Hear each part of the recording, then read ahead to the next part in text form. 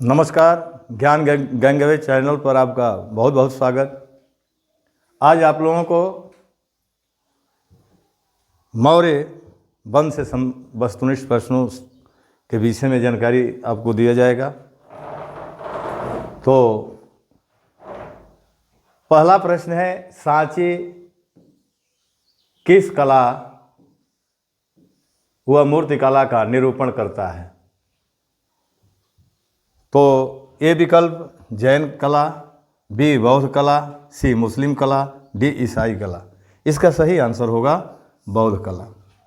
यानी सांची, सबसे पहले ये देखेंगे कि सांची मध्य प्रदेश में है, रायसेन जिला में है, एमपी में है, और इसका निर्माण मौर्य काल में हुआ था। और किसने कराया था? आपका सम्राट अशोक ने कराया था, सम्राट अशोक। और ये मध्य प्रदेश में है और भारत का सबसे बड़ा स्तूप है सांची। जो सांची देख रहे हैं ये भारत का सबसे बड़ा, ये सांची क्या है? ये स्तूप है, भारत का सबसे बड़ा स्तूप है।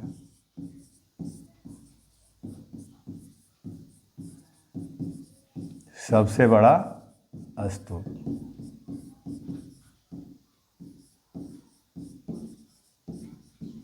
और स्तूप का अर्थ होता है, ये मान लीजिए, स्तूप का अर्थ क्या होता है? स्तूप किस चीज़ का प्रतीक होता है? प्रतीक तो मृत्यु का होता है। तो ये आपका पहला प्रश्न है, सांची किस कला व मूर्तिकला का निरूपण करता है? तो जैन, बौद्ध, मुस्लिम, ईसाई। तो ये बौद्ध, इसका आंसर सही होगा। अगला प्रश्न है, निम्न में सम्राट अशोक की वह पत्नी कौन थी जिसने उसको प्रभावित किया था?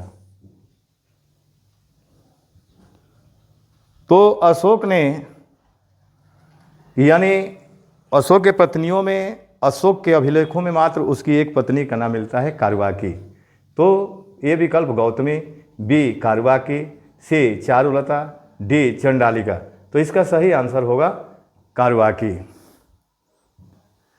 क्योंकि कारवाकी का नाम प्रयाग स्तंभ लेख में मिलता है। प्रयाग, जो अशोक का प्रयाग स्तंभ लेख है, स्तंभ लेख, इसमें कारवाकी का नाम मिलता है। और प्रयाग स्तंभ लेख को रानी का अभिलेख भी कहते हैं, इसको रानी का अभिलेख भी कहते हैं, क्योंकि इसमें उसके द्वारा दान दिए जाने का वर्णन मिलता है। पहले ये जो प्रयाग स्तंभ लेख देख रहे हैं, पहले कौशाम्बी जिले में था, अशोक ने कौशाम्बी जिले में स्थापित कराया था, लेकिन अकबर ने इसको इलाहाबाद के किले में स्थापित कराया था, ठीक ना। तो कारवाकी ही, उसकी पत्नियों में कारवाकी ही एक थी जिसका उसके अभिलेखों में नाम मिलता है। अगला प्रश्न है, बिंदुसार ने विद्रोहियों को कुचलने के लिए अशोक को कहाँ भेजा था? तो ध्यान दीजिएगा, ए विकल्प स्वर्णगिरी, बी तक्षशिला, सी उज्जैन, डी वैशाली। सबसे पहले तो ये जानेंगे, बिंदुसार के समय तक्षशिला में दो विद्रोह हुए थे। तो पहली बार सुसीम को भेजा और दूसरी बार सम्राट अशोक को भेजा। तो ये प्रश्न बन रहा है, बिंदुसार ने विद्रोहियों को कुचलने के लिए अशोक को कहाँ भेजा था? तो विकल्प में क्या है? तक्षशिला। तो आपका सही आंसर होगा, क्योंकि तक्षशिला में दो बार उसके समय विद्रोह हुए थे बिंदुसार के समय में, और अशोक को भेजा था। अगला प्रश्न, वह शासक कौन था जिसने राज सिंहासन पर बैठने के लिए अपने बड़े भाई सुसीम की हत्या कर दिया? यानी वह शासक कौन था जिसने राज्य सिंहासन पर बैठने के लिए अपने बड़े भाई सुसीम की हत्या कर दिया? तो ये विकल्प अजातशत्रु, बी कनेश, सी अशोक, डी सिमुक। इसका सही आंसर होगा अशोक। दीपवंश, सिंघली अनुश्रुति दीपवंश महावंश से ज्ञात होता है। यहाँ ध्यान दीजिएगा, सिंघली अनुश्रुति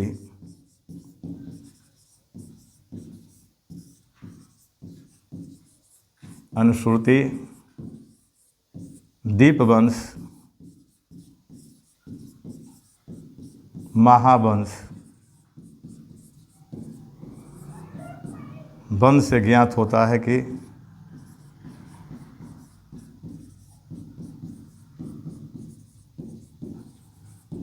कि अशोक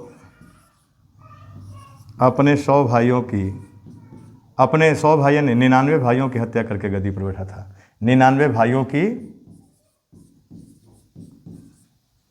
की हत्या करके गद्दी पर बैठा था, गद्दी पर बैठा। तो अशोक ही था जो अपने भाइयों की हत्या करके गद्दी पर बैठा था, ठीक ना। अगला प्रश्न देखेंगे, निम्नांकित में से किसकी तुलना मैकियावली के प्रिंस से की जाती है। ये प्रिंस क्या है, रचना है, रचना किसकी, मैकियावली की है। तो इसकी तुलना किससे की जाती है, ये प्रश्न बना है। तो ये विकल्प वात्स्यायन का कामसूत्र, बी विकल्प तिरुवल्लुवर का तिरुकुरल, सी विकल्प कालिदास का मालविका अग्निमित्रम, डी विकल्प कौटिल्य का अर्थशास्त्र। तो इसका सही आंसर होगा कौटिल्य का अर्थशास्त्र, यानी प्रिंस से तुलना ये जो रचना अर्थशास्त्र है कौटिल्य की रचना उसे की जाती है। ये और एक देखते नहीं, प्रश्न भी बनता है जीके में, आप देखेंगे कि भारत का मैकियावली किसको कहते हैं, भारत का मैकियावली। तो मैकियावली से तुलना किसे की जाती है, कौटिल्य, कौटिल्य से की जाती है। तो ये सही आंसर होगा कौटिल्य। अगला प्रश्न, निम्नलिखित में वह व्यक्ति कौन है जिसका नाम देवानाम प्रियदर्शी मिलता है। यहां ध्यान दीजिएगा, देवानाम प्रियदर्शी किसका नाम मिलता है। ए विकल्प गौतम बुद्ध, बी भगवान महावीर, सी सम्राट अशोक, डी मौर्य सम्राट चंद्रगुप्त। ये सम्राट अशोक का नाम देवानाम प्रियदर्शी। देवानाम प्रियदर्शी का मतलब होता है देवताओं का प्रिय। ये उपाधि किस मौर्य शासक ने धारण किया था। तो इसका आंसर सही होगा सम्राट अशोक। अगला प्रश्न है, कलिंग विजय के उपरांत अनिवाद में अशोक महान ने निम्नलिखित में से किस धर्म को अपनाया या किस धर्म को स्वीकार किया। कलिंग युद्ध के बाद वो किस धर्म को अपनाया। ए विकल्प बौद्ध, बी जैन, सी हिंदू, डी ईसाई। तो इसका सही आंसर होगा बौद्ध धर्म। बौद्ध धर्म कलिंग विजय के उपरांत जो है। अब देखेंगे कलिंग विजय कब किया था। तो 261 ईसा पूर्व में, यानी कलिंग को कब जीता था, 261 ईसा पूर्व में। कलिंग को राज बनाया, अशोक ने कलिंग को राज बनाया और कलिंग को 2 भागों में बांट दिया। कलिंग को 2 भागों में बांटा।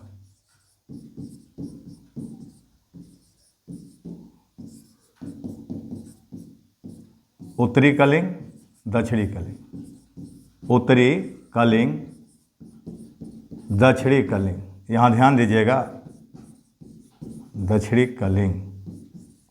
अब देखिए, दक्षिणी कलिंग की राजधानी जौगढ़ को बनाया और उत्तरी कलिंग की राजधानी, यहाँ आपके लिए विशेष होगा पॉइंट, राजधानी तोसली को बनाया था। किसको, तोसली। और दक्षिणी कलिंग की राजधानी जौगढ़ को बनाया, जौगढ़। ये ध्यान दीजिए, आपके लिए विशेष पॉइंट होगा। और कलिंग कहाँ है, कलिंग कहाँ है, तो ओडिशा में है। कलिंग कहाँ है, ओडिशा।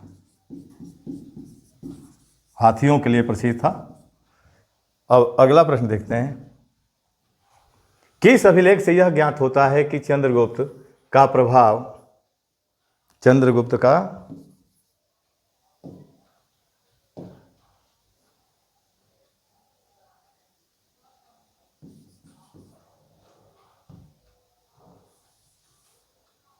किस अभिलेख से ज्ञात होता है कि चंद्रगुप्त का प्रभाव पश्चिमी भारत तक फैला हुआ था। तो ए विकल्प कलिंग अभिलेख, बी अशोक का गिरनार अभिलेख, सी रुद्रदामन का जूनागढ़ अभिलेख, जूनागढ़ अभिलेख, अशोक का सोयरा अभिलेख। इसका सही आंसर होगा रुद्रदामन का जूनागढ़ अभिलेख, क्योंकि सुदर्शन झील का इसमें उल्लेख मिलता है, सम्राट चंद्रगुप्त मौर्य का नाम मिलता है, ठीक ना।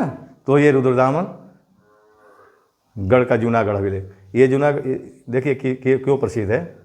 ये रुद्रदामन का है जूनागढ़ अभिलेख, इसमें सुदर्शन झील का उल्लेख मिलता है। विशेष पॉइंट के लिए आप जान लीजिए, सुदर्शन झील का उल्लेख है, ठीक ना, और चंद्रगुप्त मौर्य का नाम मिलता है, चंद्रगुप्त मौर्य का नाम, ठीक ना। इस पर ध्यान दीजिएगा आप लोग। तो चंद्रगुप्त का प्रभाव पश्चिमी भारत तक फैला हुआ था, किस अभिलेख से ज्ञात होता है? तो रुद्रदामन का जूनागढ़ अभिलेख से। अगला प्रश्न, मेगास्थनीज ने भारतीय समाज को कितनी श्रेणियों में विभाजित किया था? ए विकल्प 4, बी 5, सी 6, डी 7। आपका सही आंसर होगा 7। अब देखिए भारतीय समाज में उसने क्या कैसे बांटा था? पहला दार्शनिक, दूसरा किसान, तीसरा कारीगर या शिल्पी, चौथा सैनिक,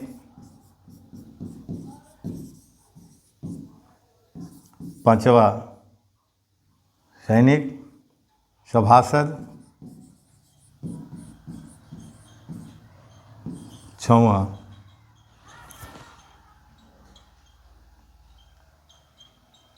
निरीक्षक,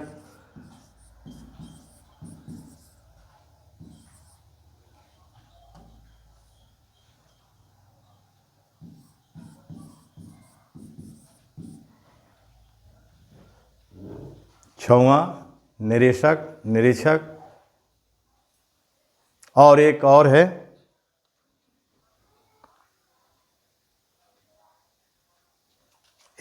आहेर। एक क्या है? आहेर।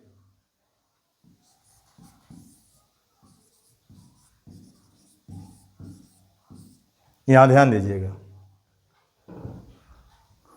यानी उसने मेगास्थनीज ने भारतीय समाज को कितनी श्रेणियों में विभाजित किया? 7। और 7 यही आपका मिलता है, पहला दार्शनिक, दूसरा किसान, तीसरा कारीगर या शिल्पी, चौथा सैनिक, पांचवा सभासद, छठवां निरीक्षक, सातवां आहेर। अब देखिए भारतीय समाज में उसने कहीं भी दास प्रथा का उल्लेख नहीं किया है। दास प्रथा का उल्लेख नहीं किया है।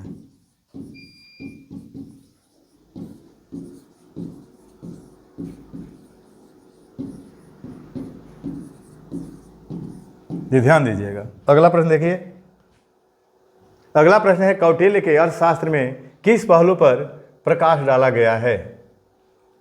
अर्थशास्त्र पर किस पहलू पर प्रकाश डाला गया है? ए विकल्प आर्थिक जीवन, बी राजनीतिक नीतियां, सी धार्मिक जीवन, डी सामाजिक जीवन। इसका सही आंसर होगा राजनीतिक, क्योंकि अर्थशास्त्र का संबंध किससे है?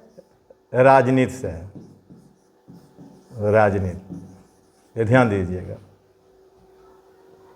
अगला प्रश्न, निम्नलिखित में किस मौर्य राजा ने दक्कन की विजय प्राप्त किए? ए अशोक, बी चंद्रगुप्त मौर्य, सी बिंदुसार शब्द है ये, खिंडुसार नहीं है, इसको सुधार करके तरफ पढ़िएगा, बिंदुसार।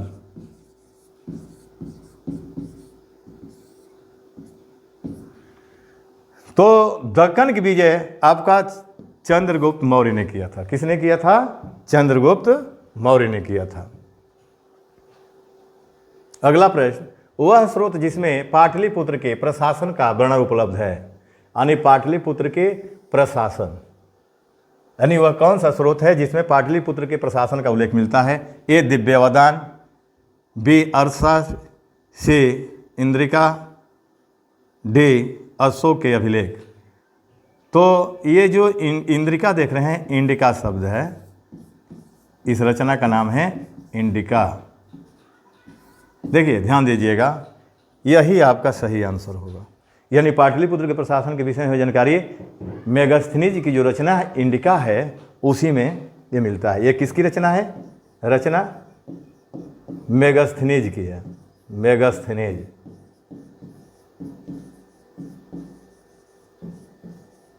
ये ध्यान दीजिएगा।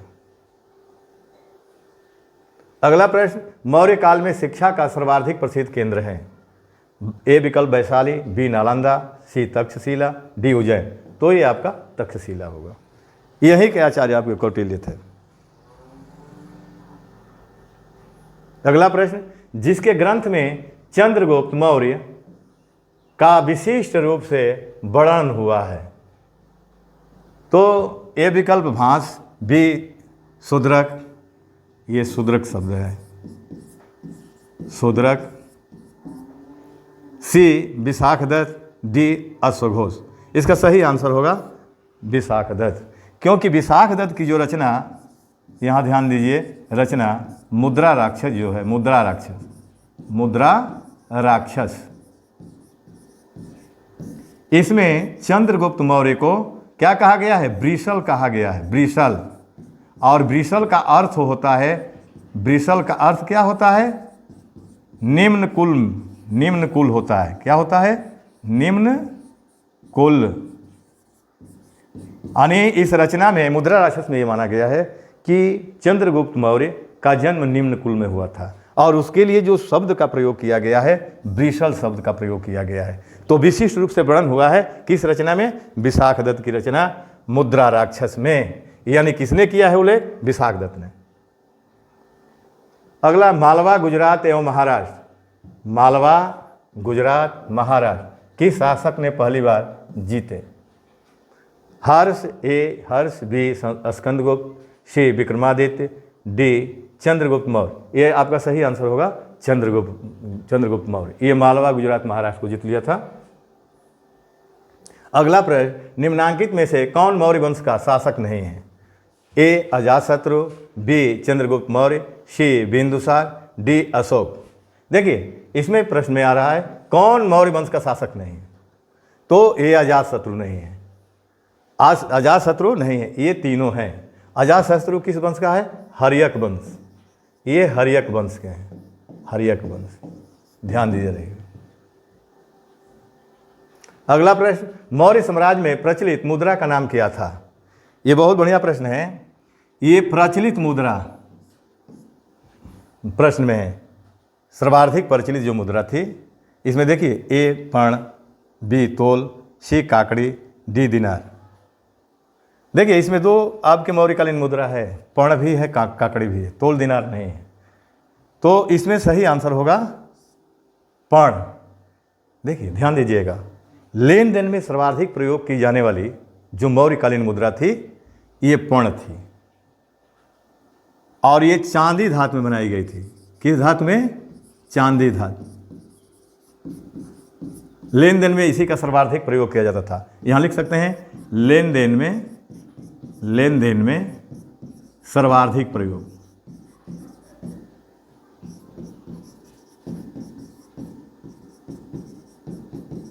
और ये पर्ण जो था मौर्यकालीन मानक मुद्रा इसको माना जाता है, जिसका प्रयोग ज़्यादा होता है वही मानक मुद्रा है।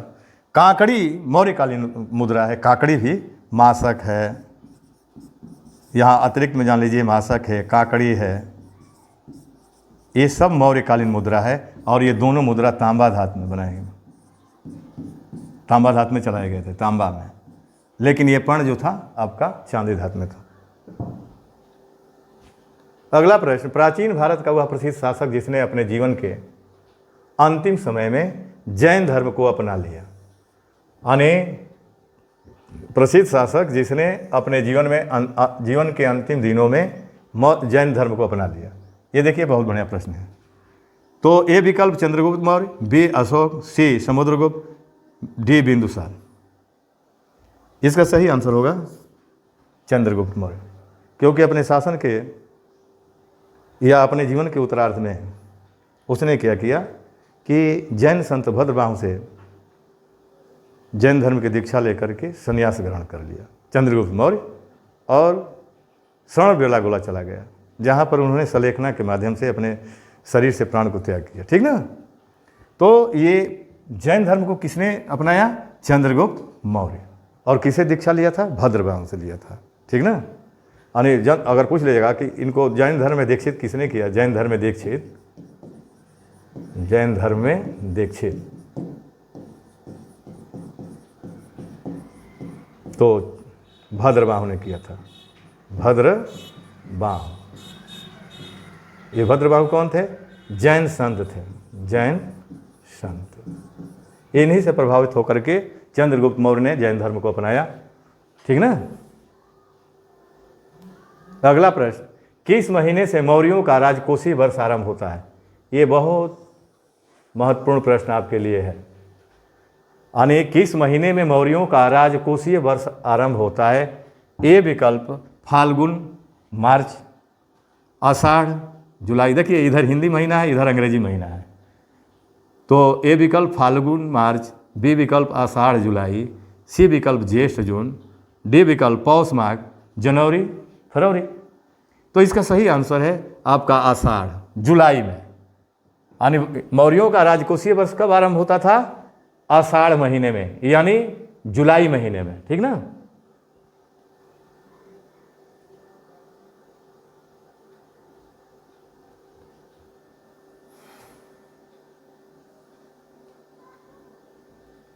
अगला प्रश्न देख लीजिए, किस जैन ग्रंथ में चंद्रगुप्त मौर्य के जैन धर्म अपनाने का उल्लेख मिलता है? यानी ये भी बहुत बढ़िया प्रश्न है आपके लिए। यानी किस जैन धर्म साहित्य से ये ज्ञात होता है कि चंद्रगुप्त मौर्य जैन धर्म का अनुयायी था? विकल्प दे रहा है, ए पूर्व, बी परिशिष्ट पर्वन, सी अंग, डी उपांग। इसका सही आंसर होगा परिशिष्ट पर्वन। और ये किसकी रचना है? रचना हेमचंद्र की है, हेमचंद्र। हेमचंद्र की रचना परिशिष्ट पर्वन से ज्ञात होता है कि चंद्रगुप्त मौर्य यानी क्या था, जैन धर्म को अपना लिया। और इसकी एक और रचना है, द्वाश्रय काव्य भी है। हेमचंद्र की एक और रचना है द्वाश्रय काव्य, लेकिन ये हेमचंद्र जो परिशिष्ट पर्वन है ये जैन धर्म से संबंधित यानी आपकी रचना है।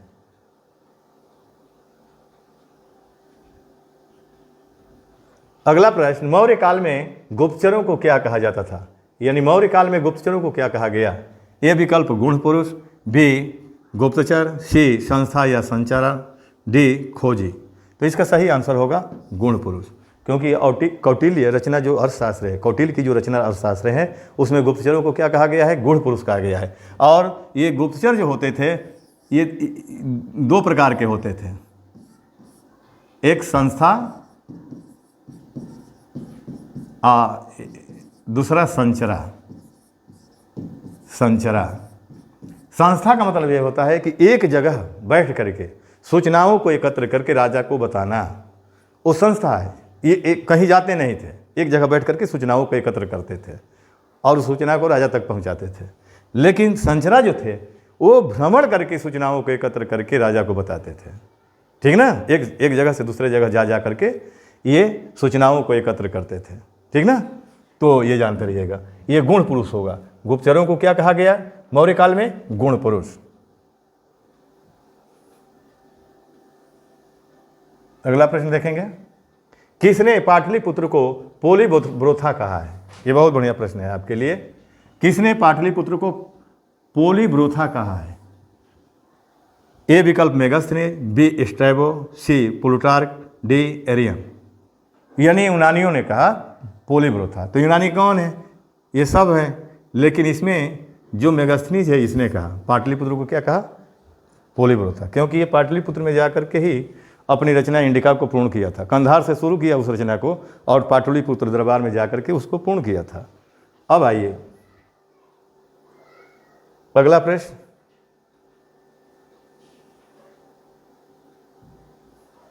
अशोक ने अपने राज्याभिषेक के चौथे वर्ष में निग्रोध, अपने राज्याभिषेक के चौथे वर्ष में निग्रोध के प्रभाव से प्रभावित होकर किससे बौद्ध धर्म दीक्षा ली? अब देखिए, ए विकल्प नागार्जुन, बी निग्रोध, सी उपगुप्त, डी इनमें से कोई नहीं। इसका सही आंसर होगा उपगुप्त। देखिए यहाँ ध्यान दीजिएगा, 3 व्यक्तियों का नाम मिलता है कि उसको बौद्ध धर्म में दीक्षित किया। पहला तो यहाँ मिलता है नाम निग्रोध,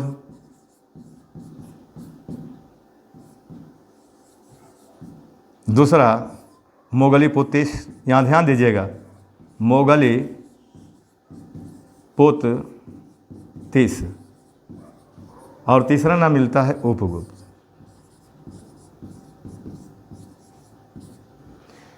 ये 7 वर्षीय बालक, अनेक इतिहासकारों ने लिखा है कि निगरोध उसके बड़े भाई सुसीम का लड़का था, और इसके ज्ञान से इतना प्रभावित हुआ कि वो बौद्ध धर्म को अपना लिया।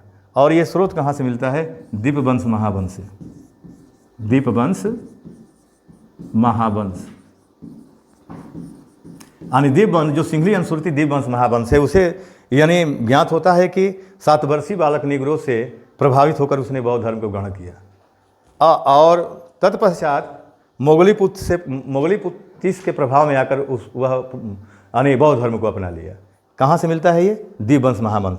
तो दीपवंश महावंश से ये दोनों व्यक्ति का नाम मिलता है। लेकिन उपगुप्त के ये विषय में ये पता चलता है कि जो एक रचना है दिव्यवदान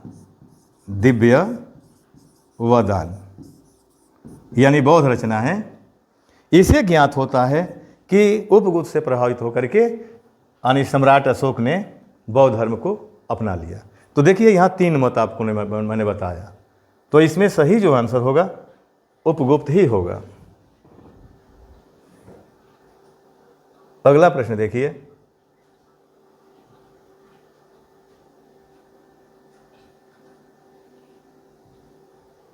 किस ग्रंथ में शूद्रों के लिए, किसके लिए? शूद्रों के लिए आर्य शब्द का प्रयोग हुआ है? ए विकल्प अर्थशास्त्र, बी मुद्रा राक्षस, सी अष्टाध्यायी, डी बृहत कथा मंजरी। तो इसका सही आंसर होगा अर्थशास्त्र। जो कौटिल्यकृत अर्थशास्त्र है उसमें शूद्रों को आर्य शब्द का वर्णन, शूद्रों के लिए आर्य शब्द का वर्णन किया गया है। ये अर्थशास्त्र किसकी रचना है? रचना यहाँ थोड़ा व्याख्या देख लीजिए, अर्थशास्त्र कौटिल्य की रचना है। कौटिल्य अर्थशास्त्र में कितने श्लोक हैं? श्लोक तो 4000 हैं। इसमें कितने प्राधिकरण हैं? प्राधिकरण तो 15 प्राधिकरण हैं, ठीक ना? इसमें क्या है? 15 प्राधिकरण हैं। तो इसी रचना में शूद्रों के लिए आर्य शब्द का प्रयोग किया गया है।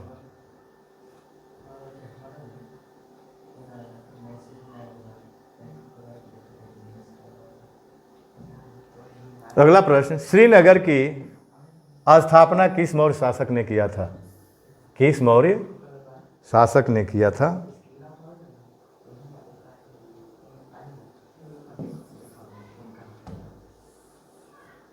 श्रीनगर की स्थापना किस मौर्य शासक ने किया था?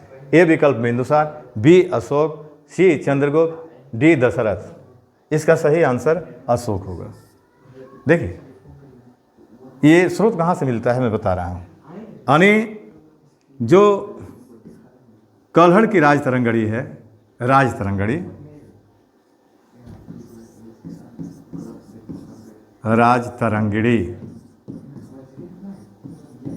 देखिए ध्यान देंगे, राजतरंगिणी में कश्मीर का इतिहास मिलता है। और ये रचना जो देख रहे हैं, रचना कल्हड़ की है। किसकी है? कल्हड़ की है। और ये रचना कब की गई थी? 12वीं शताब्दी में। 12वीं शताब्दी में, ध्यान दीजिए। और इसी रचना से ज्ञात होता है कि अशोक ने श्रीनगर की स्थापना किया था। श्रीनगर की स्थापना किया था।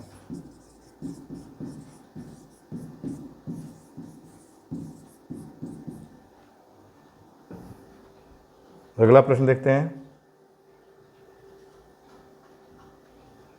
किस ग्रंथ में चंद्रगुप्त मौर्य के लिए वृषल शब्द का प्रयोग हुआ है? यानी वृषल का अर्थ होता है निम्नकुल। तो ये आपका ए विकल्प ब्राह्मण साहित्य, बी मुद्रा राक्षस, सी जैन साहित्य, डी बौद्ध साहित्य। तो ये आपका सही आंसर होगा मुद्रा राक्षस। और मुद्रा राक्षस किसकी रचना है? रचना विशाख दत्त की है। विशाख दत्त। अब विशाख दत्त की 2 रचनाएं हैं, एक देवी चंद्र गुप्तम भी है और एक मुद्रा राक्षस भी है। अगला प्रश्न देखते हैं।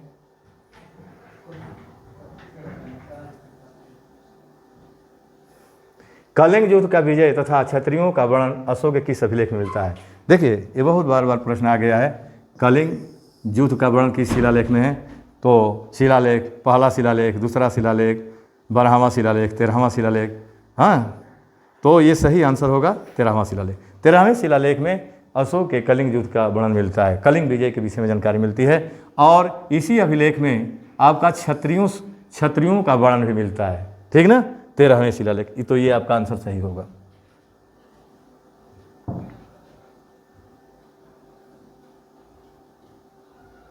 अगला प्रश्न, चंद्रगुप्त मौर्य ने सेल्यूकस को कब पराजित किया? देखिए सेल्यूकस निकेटर जानिए, ये सिकंदर महान का ये उत्तराधिकारी था। जब सिकंदर महान की मृत्यु 323 ईसा पूर्व में बेबीलोन में हो गया, तो उसके विजयी क्षेत्रों का जो उत्तराधिकारी हुआ, भारत में उसके विजयी क्षेत्रों का जो उत्तराधिकारी हुआ सेल्यूकस निकेटर हुआ। और सेल्यूकस निकेटर को कि ये प्रश्न बन रहा है कि चंद्रगुप्त मौर्य ने सेल्यूकस निकेटर को कब पराजित किया था? तो ये यूनान का था। और चंद्रगुप्त मौर्य ने इसको कब हराया था? ए विकल्प 352 ईसा पूर्व, बी 305 ईसा पूर्व, सी 173 ईसा पूर्व, डी 261 ईसा पूर्व। तो ये आपका सही आंसर 305 ईसा पूर्व, क्योंकि उसी समय संधि किया। संधि कौन करता है? संधि का मतलब समझौता है, जो हार मानता है वही संधि करता है। अगला प्रश्न देखिए, उत्तरांचल में अशोक का एक शिलालेख मिला है। कहाँ? उत्तरांचल में। किसका? अशोक का। तो देवप्रयाग में कि कालसी में कि केदारनाथ में कि ऋषिकेश में? इसका सही आंसर होगा कालसी।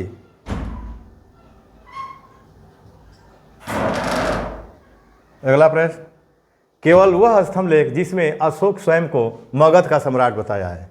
मास्की का लघु स्तंभ, रुमनीदेयी स्तंभ, सी क्वीन स्तंभ, डी भाभरू स्तंभ। इसका सही आंसर होगा भाभरू स्तंभ। अशोक स्वयं को मगध का राजा इसी में कहा है। और भाभरू कहाँ है? ये विराट नगर राजस्थान में है।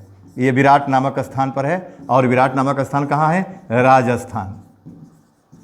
और इसी में अपने को क्या कहा है? मगध का सम्राट घोषित किया है। और इसी में बौद्ध त्रिरत्नों का, बौद्ध धर्म के त्रिरत्न का वर्णन किया है। बुद्ध, धम्म, संघ।